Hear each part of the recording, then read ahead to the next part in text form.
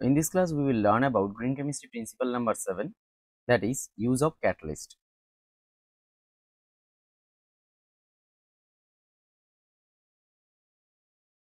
তাই এই ক্লাসটা শুরু করার আগে প্রথমে আমাদের জেনে নেওয়া উচিত যে এই যে প্রিন্সিপালটা মানে গ্রিন কেমিস্ট্রি প্রিন্সিপাল নাম্বার 9 যেটাকে আমরা বলছি ইউজ ক্যাটালিস্ট বা ইউজ অফ ক্যাটালিস্ট, তার অ্যাকচুয়াল স্টেটমেন্টটা কি? স্টেটমেন্টটা হলো use catalyst instead of using stoichiometric reagent to increase selectivity, minimize waste, reduce reaction time and energy demand.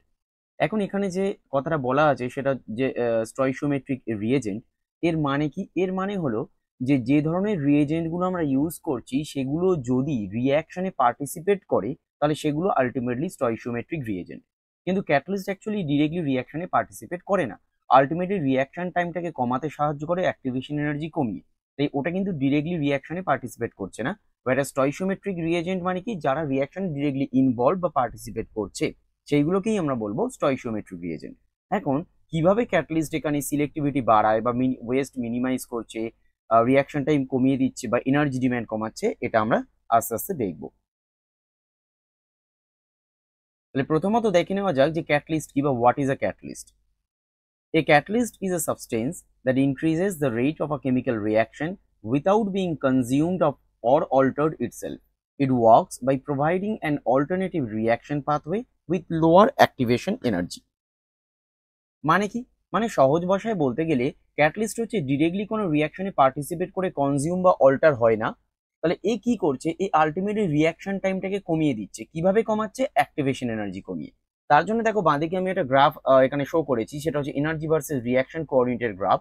এখানে যে গ্রিন লাইনটা আছে সেটা কি? With the help of catalyst or in presence of catalyst যে রিয়াক্ট্যান্ট ভার্সেস প্রোডাক্টের গ্রাফটা এসছে। আর এখানে দেখবে ব্লু লাইন বা বলতে পারো পার্পল লাইনটা, সেটা হচ্ছে ইন অ্যাবসেন্স অফ ক্যাটালিস্ট যে রিয়াকশন কোঅর্ডিনেটটা এসছে, মানে যে গ্রাফটা এখানে দেখানো হয়েছে। তাহলে এখানে যদি দেখো যে এটা হচ্ছে particular in presence of catalyst transition state, আর ইন অ্যাবসেন্স অফ ক্যাটালিস্ট এটা হচ্ছে তার করসপন্ডিং ট্রানজিশন স্টেট। তাহলে activation energy in presence of catalyst হচ্ছে এতটা, whereas in absence of catalyst এটা হচ্ছে টোটাল অ্যাক্টিভেশন এনার্জি। তাহলে এখানে দেখো অ্যাক্টিভেশন এনার্জিটা ইন প্রেজেন্স অফ ক্যাটালিস্ট অনেক কম, তাই স্বভাবতই খুব কম সময় রিয়াকশনটা ঘটতে পারে এবং এনার্জি ডিমান্ডও এখানে কম হবে। তাহলে এটা তো মোটামুটি আমরা বুঝতে পেরে গেলাম যে ক্যাটালিস্ট ইউজ করলে যে কেন রিয়াকশন টাইম কম লাগছে, কারণ অ্যাক্টিভেশন এনার্জি যেহেতু কম লাগছে তাই কম এনার্জি কনজাম্পশন হবে এবং কম সময় রিয়াকশনটা ঘটবে। কিন্তু এর সাথে সাথে যদি আমরা ক্যাটালিস্ট ইউজ করি তাহলে আরো কিছু অ্যাকচুয়ালি বেনিফিট আমরা পেতে পারি। সেগুলো কি? সেগুলো হচ্ছে যেরকম সিলেক্টিভিটি বলতে পারো, অথবা রিয়াকশন এফিসিয়েন্সি মানে পার্সেন্টেজ অফ ইল্ডও বাড়ে। সেটা আমরা পরবর্তী স্লাইডগুলোতে দেখবো এক এক করে। এখন দেখে নেওয়া যাক যে একটা ক্যাটালিস্ট ইউজ করার বেনিফিটস গুলো কি কি। প্রথম যেরকম আছে এফিসিয়েন্সি বাড়ে, দ্বিতীয় energy savings, and third West production. Efficiency বাড়া মানে কি? এফিসিয়েন্সি বাড়া মানে কি আলটিমেট দেখো আমরা যদি ক্যাটালিস্ট ইউজ করি ইন প্রেজেন্স অফ ক্যাটালিস্ট, কোনো একটা রিয়াকশনের অ্যাক্টিভেশন এনার্জি কমছে এবং রিয়াকশন রেটটা বেড়ে যাচ্ছে, তাহলে রিয়াকশনটা খুব দ্রুত গতিতে হচ্ছে। এবং আমরা যেরকম বললাম যে কোনো ক্যাটালিস্ট যদি ইউজ করি তাহলে ইল্ড পার্সেন্টেজও বাড়বে। তাহলে ইল্ড পার্সেন্টেজ বাড়া অথবা রিয়াকশন টাইম কমে যাওয়া, এনার্জি কনজাম্পশন কমে যাওয়া, তাহলে এটা কি আলটিমেটলি হচ্ছে রিয়াকশনের এফিসিয়েন্সি বেড়ে যাওয়া। কারণ ইল্ড পার্সেন্টেজ বাড়া অথবা অ্যাটম ইকোনমিও যদি এখানে যদি বাড়ে তাহলে আলটিমেটলি আমরা কি বলতে পারবো যে অ্যাকচুয়ালি রিয়াকশনের এফিসিয়েন্সি বাড়ছে। সেকেন্ড হচ্ছে এনার্জি সেভিংস। এনার্জি সেভিংস কেন হচ্ছে? কারণ অ্যাক্টিভেশন এনার্জি কমে যাওয়ার জন্য খুব কম এনার্জিতেই রিয়াকশনটা ঘটতে পারবে, কারণ অ্যাক্টিভেশন এনার্জি তো কমে গেছে। তাহলে এনার্জি ডিম্যান্ড বা এনার্জি কনজাম্পশন কমবে। আর এনার্জি ডিম্যান্ড বা এনার্জি কনজাম্পশন যদি কমে যায় তাহলে অ্যাকচুয়ালি লোয়ার টেম্পারেচারে রিয়াকশন হবে, আর এনার্জি কনজাম্পশন কম হওয়ার জন্য গ্রিন হাউস গ্যাসের এমিশনও কম হবে। থার্ড হচ্ছে ওয়েস্ট রিডাকশন। এখন ক্যাটালিস্ট যদি ইউজ করা হয় তাহলে যেরকম আমরা আগের প্রিন্সিপালে যখন আমরা পড়ছিলাম, যেরকম প্রিন্সিপাল নাম্বার 8-এ, যে ক্যাটালিস্ট ইউজ করলে কি হচ্ছিল? সিলেক্টিভিটি বাড়ছিল। সিলেক্টিভিটি বাড়লে কি হয়? আলটিমেটলি বাই প্রোডাক্টস কমে যায়। মানে ফর এক্সাম্পল যদি আমাদের কাছে কোনো একটা পার্টিকুলার রিয়াক্ট্যান্ট এ থেকে আমরা বি তৈরি করি এবং এতে যদি দুখানা ফাংশনাল গ্রুপ থাকে, তাহলে ক্যাটালিস্ট ইউজ না করলে কি করতে হতো? দুটো ফাংশনাল গ্রুপের জন্য একটা কোনো একটা প্রোটেক্টিং রিয়েজেন্ট আমরা ইউজ করতাম বা প্রোটেক্টিং গ্রুপ ইউজ করতে হতো, যাতে কিনা অন্য ফাংশনাল গ্রুপটাকে রিয়াক্টিভ অথবা অ্যাক্টিভ করা যেতে পারে। কিন্তু এখানে ক্যাটালিস্ট যেহেতু সিলেক্টিভলি কোনো রিয়াকশন করাতে পারে, তাই ইন প্রেজেন্স অফ ক্যাটালিস্ট আমরা সেই রিয়াক্ট্যান্টটা নিয়ে কাজ করতে পারি যেখানে দুটো ফাংশনাল গ্রুপ আছে এবং পার্টিকুলার কোনো একটা ফাংশনাল গ্রুপ এই রিয়াকশনে অংশগ্রহণ করতে পারে। আর এই কারণে কি হবে, যে ধরনের by products actually in absence of catalyst তৈরি হতো, সেই ইন প্রেজেন্স অফ ক্যাটালিস্ট সেই ধরনের বাই প্রোডাক্ট তৈরি হবে না। আর বাই প্রোডাক্ট তৈরি না হওয়া মানে কি, ওয়েস্ট তৈরি হচ্ছে না বা ওয়েস্ট জেনারেট হচ্ছে না, তাই এখানে ওয়েস্ট রিডাকশন হচ্ছে। তাহলে এখানে টোটাল হচ্ছে তিনখানা বেনিফিট। এক হচ্ছে ইনক্রিজড এফিসিয়েন্সি, কেন, কারণ কম সময় রিয়াকশনটা হওয়ার সাথে সাথে ইল পার্সেন্টেজ বাড়াচ্ছে এবং অ্যাটম ইকোনমিও বাড়ায়, তাহলে ওভারঅল রিয়াকশন এফিসিয়েন্সি বাড়ে। সেকেন্ড, এনার্জি সেভিংস, কারণ আলটিমেটলি যখন আমার অ্যাক্টিভেশন এনার্জি কমে যাচ্ছে তাহলে এনার্জি কনজাম্পশন করছে, এনার্জি ডিমান্ড কমছে এবং গ্রিন হাউস গ্যাসের এমিশন কমছে, তাহলে এনার্জি সেভিংস হচ্ছে। আর থার্ড হচ্ছে, যেহেতু সিলেক্টিভিটি প্রমোট করছে ক্যাটালিস্ট অথবা সিলেক্টিভলি কোনো রিয়াকশন এখানে হচ্ছে, তাই বাই প্রোডাক্ট তৈরি না হওয়ার কারণে ওয়েস্ট জেনারেশনও কমে যাচ্ছে। এবার যেটা আমরা পড়বো সেটা হচ্ছে কিছু এক্সাম্পলস, ক্যাটালিটিক রিয়াকশনের কিছু এক্সাম্পল। এখানে যে এক্সাম্পল গুলো তুলে ধরা হয়েছে সেটা হচ্ছে hydrogenation reaction, ammonia synthesis and Suzuki coupling reaction. এর বাইরে আরো অনেক ক্যাটালিটিক রিয়াকশনস আছে, বাট এখানে আমরা শুধুমাত্র তিনটে এক্সাম্পল নিয়ে আলোচনা করব। প্রথম যেটা দেখা হচ্ছে সেটা হচ্ছে হাইড্রোজেনেশন রিয়াকশন। হাইড্রোজেনেশন মানে কি, আলটিমেটলি হচ্ছে রিয়াকশন উইথ হাইড্রোজেন। তাহলে ইন অ্যাবসেন্স অফ ক্যাটালিস্ট যদি আমরা এই হাইড্রোজেনেশন রিয়াকশন করতাম তাহলে অনেক বেশি পরিমাণে টেম্পারেচার অথবা প্রেশারের রিকোয়ারমেন্ট হতো। But in presence of catalyst actually খুব কম সময়ে এবং খুব কম প্রেশারে, খুব কম টেম্পারেচার এবং খুব কম প্রেশারে রিয়াকশনটা করে নেওয়া যায় এবং এখানে টাইম কনজাম্পশনও অনেক কম হবে। এখানে আমাদের লিনিয়ার ক্যাটালিস্ট দেখানোর একটা অন্যতম কারণ আছে। প্রথমত আমরা আলোচনা করি যে অন্যান্য ক্যাটালিস্ট দিয়ে কি ধরনের রিয়াকশন হতে পারে। এখানে যদি সেম রিয়াক্ট্যান্ট আমরা এই ধরনের কোনো অ্যালকাইন ইউজ করতাম এবং এখানে hydrogen in presence of platinum বা hydrogen in presence of nickel use করা হতো, তাহলে এই অ্যালকাইনটা ডিরেক্টলি কি হতো, অ্যালকেনে কনভার্ট হয়ে যেত। এই ধরনের যে অ্যালকাইনগুলো সেগুলো সবই অ্যালকেনে কনভার্ট হতো hydrogen in presence of nickel বা প্ল্যাটিনাম ইউজ করলে। সেটাকে আমরা কি বলি, কমপ্লিট হাইড্রোজেনেশন। কমপ্লিট হাইড্রোজেনেশন মানে কি, যে কমপ্লিট আনস্যাচুরেশনটা ছিল সেটা কমপ্লিটলি হাইড্রোজেনেটেড হয়ে গেছে। বাট যদি আমরা hydrogen in presence of linear catalyst use করি তাহলে দেখো এখানে অ্যালকাইন থেকে কি হয়েছে, অ্যালকিন হয়েছে বা অ্যালকাইনটা অ্যালকিনে কনভার্ট হচ্ছে। তাহলে এটাকে আমরা কি বলবো, এক ধরনের পার্শিয়াল হাইড্রোজেনেশন। এখানে কমপ্লিট হাইড্রোজেনেশন হয়নি, কারণ অ্যালকাইন কিন্তু অ্যালকেনে কনভার্ট হয়নি, অ্যালকাইন কিসে কনভার্ট হয়েছে, অ্যালকিনে। কিন্তু এখানে লিনিয়ার ক্যাটালিস্ট দেখানোর অন্যতম কারণ হলো যে এখানে দেখো যখন অ্যালকাইনটা অ্যালকিনে কনভার্ট হচ্ছে তখন এখানে দু ধরনের প্রোডাক্ট তৈরি হতে পারতো, একটা হচ্ছে সিজ অ্যালকিন আর একটা কি হতে পারতো, ট্রান্স অ্যালকিন। তাহলে কারণ এখানে দু ধরনের প্রোডাক্ট তৈরি হওয়ার মতো চয়েসও ছিল। কিন্তু যদি আমরা এখানে লিনিয়ার ক্যাটালিস্ট ইউজ করি তাহলে সিলেক্টিভলি বা প্রমিনেন্টলি সিজ অ্যালকিন বা প্রিডমিনেন্টলি সিজ অ্যালকিনই এখানে তৈরি হয়। তাই এখানে আমরা যে উদাহরণটা দেখাচ্ছি সেটা কি, সেখানে সিলেক্টিভিটি প্রমোট করা হচ্ছে। মানে এখানে যদি আমরা অ্যালকাইনকে in presence of hydrogen Lindlar catalyst reaction করাই তাহলে অ্যালকাইনটা ডিরেক্টলি কি হবে, সিজ অ্যালকিনে প্রিডমিনেন্টলি কনভার্ট হয়ে যাবে। whereas এখানে 3 হেক্সাইন দেখো C3 হেক্সিনে কনভার্ট হচ্ছে, এখানে কিন্তু ট্রান্স 3 হেক্সিন সেরকম তৈরি হচ্ছে না। তাহলে এখানে ক্যাটালিস্ট যদি আমরা ইউজ করছি যেরকম লিনিয়ার ক্যাটালিস্ট, এখানে যেটা দেখানো হচ্ছে যে হাইড্রোজেনেশন রিয়াকশনটা হচ্ছে but in presence of linear catalyst এখানে সিলেক্টিভলি হাইড্রোজেনেশন হচ্ছে বা সিলেক্টিভলি পার্শিয়াল হাইড্রোজেনেশন হচ্ছে, সিজ অ্যালকিন তৈরি হচ্ছে বা ট্রান্স অ্যালকিন তৈরি হচ্ছে না। এতক্ষণে যে আমরা বলছিলাম না আগের স্লাইডে যে ক্যাটালিস্ট একটা সিলেক্টিভিটিকে প্রমোট করে, তার একটা অন্যতম উদাহরণই হলো এই hydrogen in presence of linear catalyst. এবার যেটা আমরা দেখবো সেটা হচ্ছে অ্যামোনিয়া সিনথেসিস। এখন অ্যামোনিয়া সিনথেসিস হ্যাবার বস প্রসেস আমরা অবশ্যই এটা পড়েছি অন্য ক্লাসে বা আগের ক্লাসে। এই প্রসেসটা আলটিমেটলি কি, যে নাইট্রোজেন হাইড্রোজেনের সাথে রিয়াকশন করছে এবং অ্যামোনিয়া তৈরি করছে in presence of iron catalyst. এটা অল ওভার একটা এক্সোথার্মিক রিয়াকশন, বাট যদি এখানে আমরা ক্যাটালিস্ট ইউজ না করতাম তাহলে রিয়াকশনটার জন্য অনেক বেশি টেম্পারেচার আর প্রেশারের প্রয়োজন হতো। আর লাস্ট ওয়ান সেটা হচ্ছে সুজুকি কাপলিং রিয়াকশন। এই সুজুকি কাপলিং রিয়াকশনটা কি, সুজুকি কাপলিং রিয়াকশন হলো palladium catalysed carbonylative cross coupling reactions between a aryl boronic acid and an aryl halide. তো basically in presence of palladium catalyst. এই palladium ক্যাটালিস্টের প্রেজেন্সে এই ধরনের যে রিয়াকশনগুলো এগুলো খুব ইম্পর্টেন্ট বা বলতে পারো অন্যতম কারণ হচ্ছে কি, যদি আমরা কোনো ধরনের এরকম ক্যাটালিস্ট বা প্যালাডিয়াম ক্যাটালিস্ট ইউজ না করি তাহলে এই রিয়াকশনটার অ্যাকচুয়ালি পার্সেন্টেজ অফ ইল্ড প্রায় বলতে গেলে zero. But in presence of palladium catalyst এই ধরনের যে প্রোডাক্টগুলো তৈরি হচ্ছে সেখানে বেশ ভালো রকমের ইল্ড আমরা জেনারেট করতে পারি। এবং বলে রাখা ভালো যে এই ধরনের রিয়াকশন বা এই ধরনের সুজুকি কাপলিং রিয়াকশনের জন্যই সায়েন্টিস্ট সুজুকি নোবেল প্রাইজও পেয়েছিলেন। এবার আমরা যেটা দেখবো সেটা হচ্ছে বিভিন্ন টাইপের ক্যাটালিস্ট। এখন টাইপস অফ ক্যাটালিস্ট যদি আমরা পড়ি তাহলে মোস্টলি ক্যাটালিস্টকে ইন জেনারেল দুভাগে ভাগ করা হয়, সেটা হচ্ছে হোমোজিনিয়াস এন্ড হেটেরোজিনিয়াস। আর আরেক ধরনের ক্যাটালিস্ট নিয়ে আমরা অবশ্যই আলোচনা করবো, সেটা হচ্ছে বায়ো ক্যাটালিস্ট বা বলতে পারো তোমরা বায়ো এনজাইম। তাহলে বেসিক্যালি হোমোজিনিয়াস আর হেটেরোজিনিয়াস ক্যাটালিস্ট কি? হোমোজিনিয়াস ক্যাটালিস্ট তাদেরকেই বলা হয় যে ক্যাটালিস্ট গুলো হচ্ছে যে মিডিয়ামে ইউজ করা হচ্ছে বা যে ক্ষেত্রে হচ্ছে রিঅ্যাক্ট্যান্টস গুলো এবং ক্যাটালিস্ট সেম ফেজে আছে। ফর এক্সাম্পল, আমরা রিঅ্যাক্ট্যান্ট ইউজ করছি গ্যাসিয়াস ফেজে এবং ক্যাটালিস্টও গ্যাসিয়াস ফেজের, তাহলে আমরা সেটাকে বলবো হোমোজিনিয়াস ক্যাটালিস্ট। অথবা মনে করো আমার কাছে যে রিঅ্যাক্ট্যান্ট গুলো আছে সেগুলো হচ্ছে লিকুইড ফেজের এবং ক্যাটালিস্টও লিকুইড ফেজের, তাহলে আমরা সেটাকে বলবো হোমোজিনিয়াস ক্যাটালিস্ট এবং রিঅ্যাকশনটাকে আমরা বলবো homogeneous catalysis reaction. whereas in case of heterogeneous catalyst, reactants এবং ক্যাটালিস্ট হচ্ছে আলাদা আলাদা ফেজে থাকবে। ফর এক্সাম্পল, রিঅ্যাক্ট্যান্টস আমার গ্যাস ফেজে আছে, ক্যাটালিস্ট হচ্ছে আমার সলিড ফেজে, সেটা হচ্ছে আমার হেটেরোজিনিয়াস ক্যাটালিস্ট। অথবা মনে করো রিঅ্যাক্ট্যান্টস গুলো আমার লিকুইড ফেজে এবং ক্যাটালিস্ট আমার সলিড ফেজে আছে, তাহলে সেটাকেও আমরা বলবো হেটেরোজিনিয়াস ক্যাটালিস্ট এবং রিঅ্যাকশনটাকে আমরা কি বলবো? হেটেরোজিনিয়াস ক্যাটালিসিস রিঅ্যাকশন।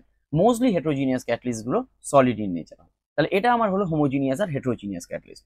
এখন আমরা যদি হোমোজিনিয়াস হেটেরোজিনিয়াস ক্যাটালিস্টের অন্যতম উদাহরণ দেখতে চাই, তাহলে এই বাঁদিকে যে রিঅ্যাকশনটা আছে এটা হচ্ছে একটা হোমোজিনিয়াস ক্যাটালিস্টের উদাহরণ।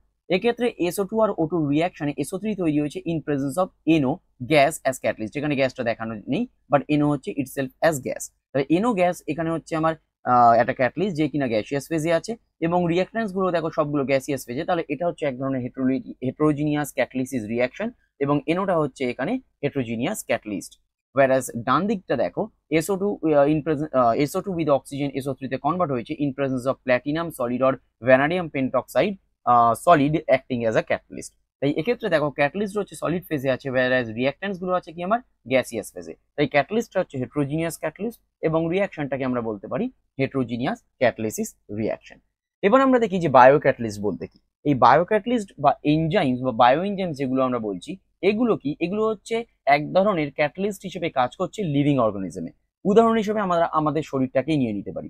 যেরকম আমাদের মুখের মধ্যে একটা উৎসেচক আছে, সেটা হচ্ছে অ্যামাইলেজ। এই অ্যামাইলেজ কি করছে?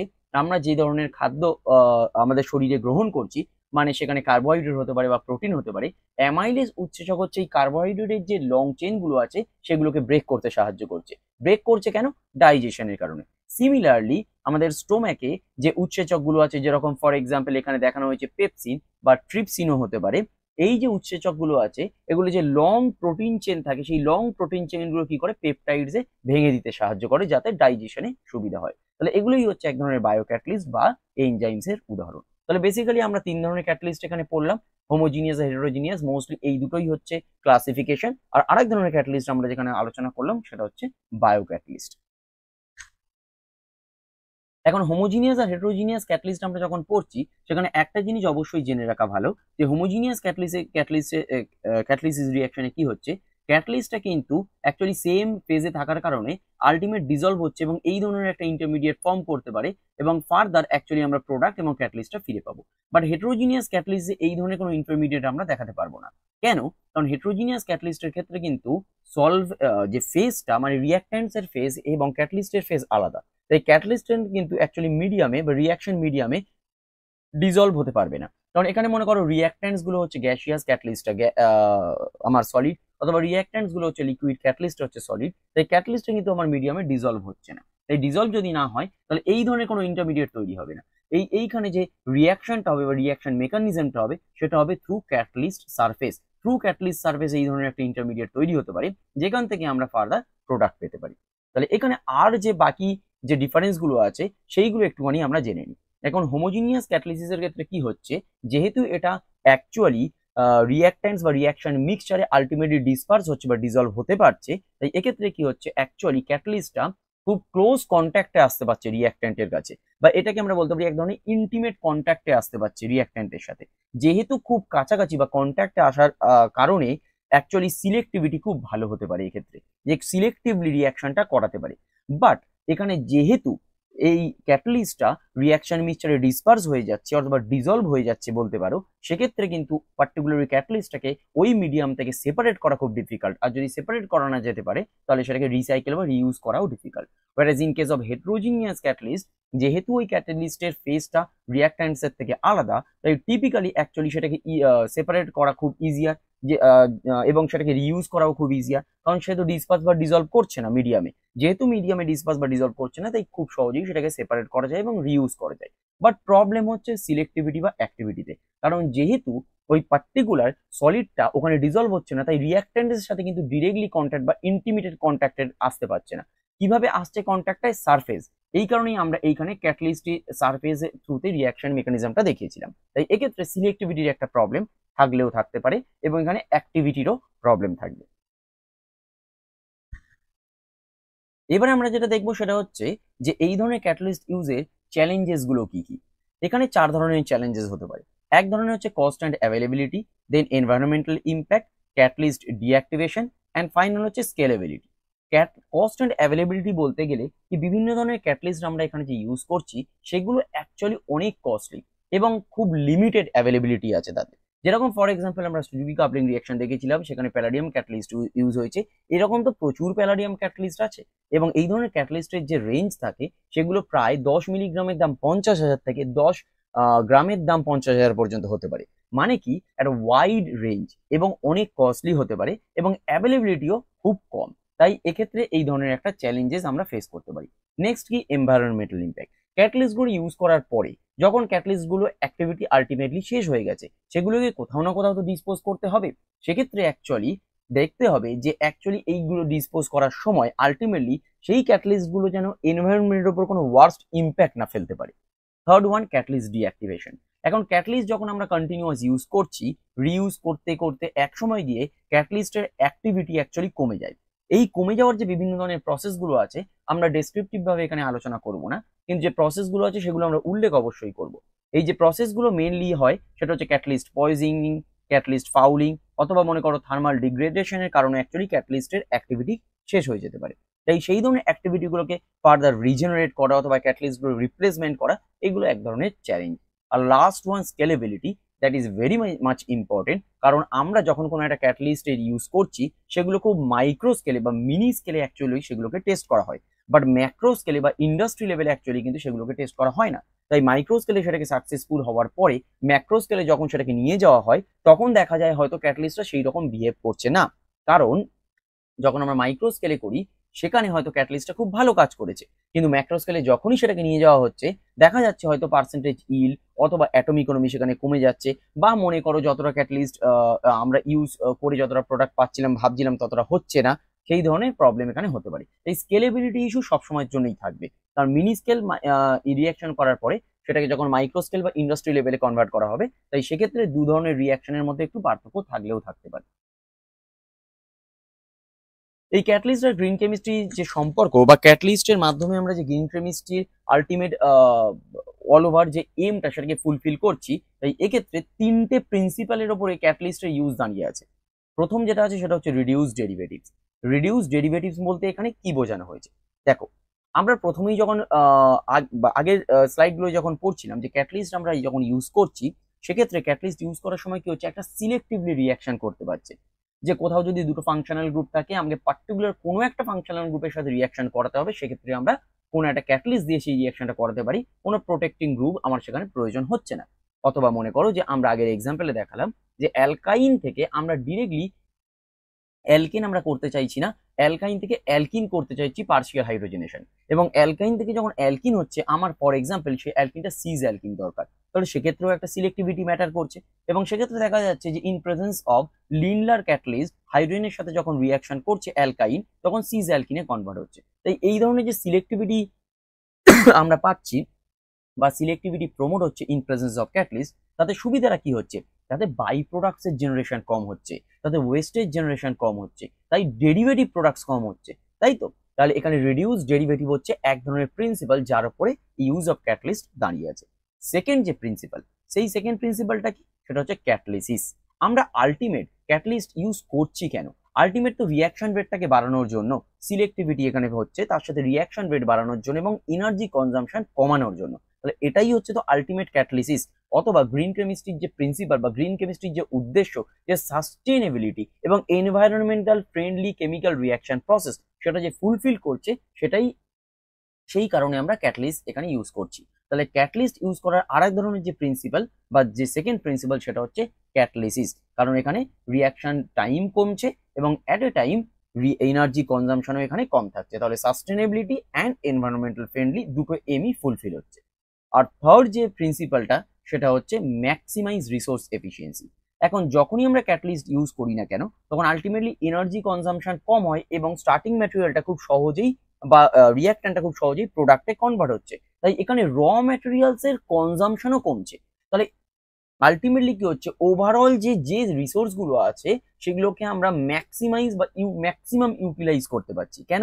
কারণ খুব কম এনার্জিতে রিয়াকশনটা হচ্ছে, সময় এখানে কম লাগছে, সময়টাকে আমরা ইউটিলাইজ করতে পারছি, খুব কম এনার্জি আমরা ইউটিলাইজ করছি, এবং আলটিমেটলি যে র ম্যাটেরিয়াল বা স্টার্টিং ম্যাটেরিয়াল বা স্টার্টিং ইনগ্রেডিয়েন্ট যেগুলো ইউজ করছি সেগুলোকেও খুব ভালোভাবে ইউটিলাইজ করা হচ্ছে, কারণ পার্সেন্টেজ ইল্ড বাড়ছে অথবা অ্যাটম ইকোনমিও বাড়ছে। তাহলে সাস্টেনেবল ডেভেলপমেন্ট এবং মিনিমাইজ এনভায়রনমেন্টাল ইম্প্যাক্ট এর মাধ্যমে আমরা ফুলফিল করতে পারছি। তাহলে অল ওভার আমরা তিনটে প্রিন্সিপাল নিয়ে এখানে আলোচনা করলাম ক্যাটালিস্ট ইউজ করার জন্য। ফার্স্ট কি, রিডিউস ডেরিভেটিভ, কারণ এখানে ওয়েস্টেজ কম হচ্ছে, বাই প্রোডাক্টস কম হচ্ছে। সেকেন্ড হচ্ছে ক্যাটালিসিস, কারণ কম সময় রিয়াকশনটা হচ্ছে, এনার্জি কনজাম্পশন কম। আর থার্ড ম্যাক্সিমাম রিসোর্স এফিসিয়েন্সি, কারণ কি, কারণ আমরা টাইম, এনার্জি অথবা র মেটেরিয়াল প্রত্যেকটাকেই আমরা খুব ভালোভাবে ইউটিলাইজ করতে পারছি, তার ম্যাক্সিমাম ইউটিলাইজেশন বা ম্যাক্সিমাম এফিসিয়েন্সি এখানে সম্ভব হচ্ছে। লাস্ট ফাইনালি আমরা এই যে ক্যাটালিস্ট নিয়ে পড়ছি বা ইউজ অফ ক্যাটালিস্ট সেটা পড়ছি কি, কারণ গ্রিন কেমিস্ট্রি আলটিমেটলি যে এম বা গোল সেটাকে ফুলফিল করার জন্য, মানে কি sustainability and environmental friendly chemical reaction process. তাই এই ক্যাটালিস্ট ইউজ করার জন্য অ্যাকচুয়ালি দুটো কারণে সেই গোলটা ফুলফিল হচ্ছে। এক নম্বর হচ্ছে অ্যাটম ইকোনমি, আর second one is the EQ factors. Atom economy সম্বন্ধে আমরা সবাই পড়েছি, বাট ইকিউ ফ্যাক্টরসটা কি? ইকিউ ফ্যাক্টরস মানে হচ্ছে এনভায়রনমেন্টাল কুও এফিশিয়েন্ট ফ্যাক্টরস, মানে কি আলটিমেট যে কতটা ওয়েস্টেজ বা কতটা ওয়েস্ট জেনারেট হচ্ছে পার কেজি অফ প্রোডাক্টে, এটাই হচ্ছে ইকিউ ফ্যাক্টরস। তাই ইকিউ ফ্যাক্টরস হচ্ছে কম যদি হয় তার মানে হচ্ছে রিয়াকশনটা খুব ভালো। আর অ্যাটম ইকোনমি তো অলরেডি আমরা জানি যে অ্যাটম ইকোনমি যত ভালো হবে তত রিয়াকশনটা ভালো, অ্যাজ পার গ্রিন প্রিন্সিপাল অথবা গ্রিন কেমিস্ট্রি প্রিন্সিপাল। তো আলটিমেটলি এই যে পুরো জিনিসটা আমরা করছি এটাকে অ্যাকচুয়ালি প্র্যাকটিক্যালি কতটা ইমপ্লিমেন্ট করা যায় তার জন্য একটা এক্সাম্পল আমরা দেখি। দেখো প্র্যাকটিক্যালি যদি দেখতে হয়, প্র্যাকটিক্যালি আমরা এটা আগেই দেখেছি যে এটা হচ্ছে সিনথেটিক রুট অফ আইবুপ্রোফেন। এই সিনথেটিক রুটে আমরা যেটা দেখেছিলাম যে টোটাল 6টা স্টেপে রিয়াকশনটা হচ্ছে, এবং ইচ স্টেপ অথবা অলমোস্ট ইচ স্টেপে বিভিন্ন ধরনের বাই প্রোডাক্টস তৈরি হচ্ছিল। তাই আলটিমেটলি যখন 6টা স্টেপে রিয়াকশনটা কমপ্লিট হচ্ছে আমরা দেখেছিলাম যে প্রায় 13,000 টন বাইব্রোপ্রোপেন তৈরি করার জন্য 27,000 টন বাই প্রোডাক্ট তৈরি হচ্ছিল, এবং অ্যাটম ইকোনমি এক্ষেত্রে ছিল প্রায় 32%। তাহলে ভাবতে পারছো যে কতটা পরিমাণে বাই প্রোডাক্ট তৈরি হচ্ছে। ওয়্যারাজ এটা যখন আমরা ক্যাটালিটিক রুটে কনভার্ট করে দিই ইন প্রেজেন্স অফ ক্যাটালিস্ট, মানে কি hydrogen in presence of nickel catalyst and in presence of palladium catalyst, রিয়াকশনটা হয় শুধুমাত্র তিনটে স্টেপে এখানে রিয়াকশনটা হয় without any kind of solvent also. এবং এখানে যেটা আমরা দেখিয়েছিলাম যে এই পার্টিকুলার একটা স্টেপেই শুধুমাত্র বাই প্রোডাক্ট তৈরি হয়েছিল যেটা কিনা অ্যাসিটিক অ্যাসিড, এবং এটাকেও আমরা বলেছিলাম পরবর্তীকালে যে এটাকে আমরা রিইউজ করেছিলাম বা রিইউজ করা গেছিল, এবং এখানেও যে আনরিয়াক্টেড হাইড্রোজেন ফ্লুরাইড ছিল সেটাকে রিকভার করা যায় এবং রিউজ করা যায়। তাহলে এখানে ক্যাটালিটিক রুট অ্যাকচুয়ালি কতটা বেশি এফিশিয়েন্ট সেটা দেখানোর জন্যই এখানে এক্সাম্পলটা দেখানো হয়েছে। আর লাস্ট এক্সাম্পল দেখিয়ে আমরা ক্লাসটা শেষ করতে চাইবো। লাস্ট এক্সাম্পল হচ্ছে এখানে hydrogenation process of a particular ketone. এখানে কিটোনের হাইড্রোজেনেশন প্রসেস দেখানো হয়েছে, এটা হচ্ছে একটা স্টয়চিওমেট্রিক রুট আর একটা হচ্ছে ক্যাটালিটিক রুট। স্টয়চিওমেট্রিক রুটে যখন দেখো sodium hydroboride in presence of water এই রিয়াকশনটা যখন করা হয়েছে সেখানে দেখো বোরেন অ্যান্ড এনওএইচ মানে কস্টিক সোডা বা সোডিয়াম হাইড্রোক্সাইড তৈরি হয়েছে, যেটা কিনা আনডিজায়ার্ড প্রোডাক্ট। আমার ডিজায়ার্ড প্রোডাক্ট হচ্ছে এইটা, তাহলে এগুলো হচ্ছে আমার আনডিজায়ার্ড প্রোডাক্ট, তাহলে এগুলো হচ্ছে অ্যাকচুয়ালি ওয়েস্ট। তাহলে আলটিমেটলি কি হবে, অ্যাটম ইকোনমি কমে যাবে, right? whereas in presence of catalyst, particular catalyst that is palladium, এখানে যে হাইড্রোজেনেশন রিয়াকশনটা হচ্ছে আমার আলটিমেটলি আমি ডিজায়ার্ড প্রোডাক্ট পেয়েছি কিন্তু কোনো ওয়েস্টেজ বা বাই প্রোডাক্ট জেনারেট হচ্ছে না। তাহলে একটা জিনিস ভাবো যে স্টয়চিওমেট্রিক রিয়াকশন যখন হচ্ছে তখন কি হচ্ছে, বাই প্রোডাক্ট তৈরি হওয়ার কারণে অ্যাটম ইকোনমি কমে যাচ্ছে। whereas in presence of catalyst একটা ক্যাটালিটিক্যাল রিয়াকশনে কিন্তু বাই প্রোডাক্ট তৈরি হচ্ছে না বা ওয়েস্টেজ তৈরি হচ্ছে না, তাই অ্যাটম ইকোনমি কিন্তু এখানে অবশ্যই বাড়বে। তাহলে আমরা যে প্রথম দিকে বলছিলাম যে ইল্ড পার্সেন্টেজ বা atom economy actually catalyst use করলে বাড়ে, তার অ্যাকচুয়ালি একটা উদাহরণ আমরা দেখালাম। কারণ ক্যাটালিস্ট ইউজ করলে যেহেতু বাই প্রোডাক্টস বা ওয়েস্টেজ জেনারেট হয় না, তাই বা ওয়েস্টেজ জেনারেট কমও হয়, সেক্ষেত্রে আমার অ্যাটম ইকোনমি অবশ্যই বেড়ে যাবে। তাই আজকে আমরা যে ক্লাসটা পড়লাম সেটা হচ্ছে use of catalyst, that is green chemistry principal number 9। এবং এই ক্লাসে আমরা যেটা জানলাম যে ক্যাটালিস্ট ইউজ করলে অ্যাকচুয়ালি কি কি হতে পারে, যে এনার্জি কনজাম্পশন কম, কারণ অ্যাক্টিভেশন এনার্জিটাকে এখানে কমিয়ে দিচ্ছে। সেকেন্ড কি, রিয়াকশন টাইম এখানে কমে যাচ্ছে। আর কি হচ্ছে, বাই প্রোডাক্টস কমে যাচ্ছে। বাই প্রোডাক্টস মানে কি, ওয়েস্টেজ জেনারেশন কম। ওয়েস্টেজ জেনারেশন কম যদি হয়, অ্যাটম ইকোনমি বাড়বে, এবং আলটিমেটলি পুরো জিনিসটা অ্যাকচুয়ালি কি হচ্ছে, গ্রিন কেমিস্ট্রির যে ওভারঅল এম সেটাকে ফুলফিল করার চেষ্টা করছে, সেটা হচ্ছে sustainability and environment friendly chemical reaction process.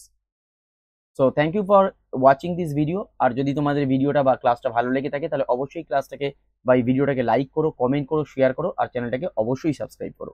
C you in the next class. Bye by.